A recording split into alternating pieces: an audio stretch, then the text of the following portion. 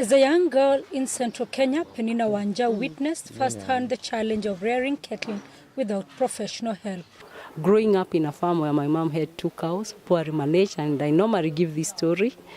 They could give us 2 cups of milk and they could be milked anytime. As a practicing extension officer, she noticed information gaps made farmers grope in the dark and rely on trial and error in their day-to-day farming activities.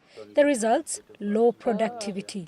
It's a gap that I saw because when you look at even the statistics and the nature that is on the ground, our government has provided at least 1 extension officer to close to 4,000 farmers. So there is actually a need for these critical services. It is then that she came up with DigiCow, a mobile phone application offering expert advice to farmers that also allows them to keep up-to-date records. Stanley Kamau was among the early users of the app. A year since its launch, Kamau talks of increased milk yields, healthier herds, and a well-organized farm. They got a platform on the app where we say, for example, during the time for meeting, you keep your records, then you get to know when your cow may calf down. But you know, in the old way, you used to take dates. You do the cumbersome work of counting down. 80% of Kenya's population is made up of small-scale farmers, according to the World Bank. DigiCow is an example of how technology can be used to bridge the knowledge gaps in the sector.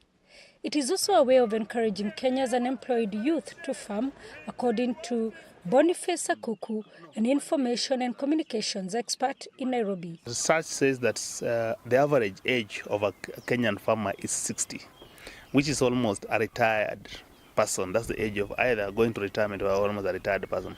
That person has no energy. So what we need is what I would call mind change philosophy. We need to change the mind of our people to encourage young people to engage into farming. Otherwise, if that does not change, the uptake of this technology will be zero. Mobile-based solutions make sense in Kenya as information can reach millions of people.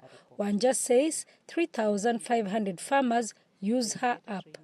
African agriculture must be disrupted, and we have no way about it.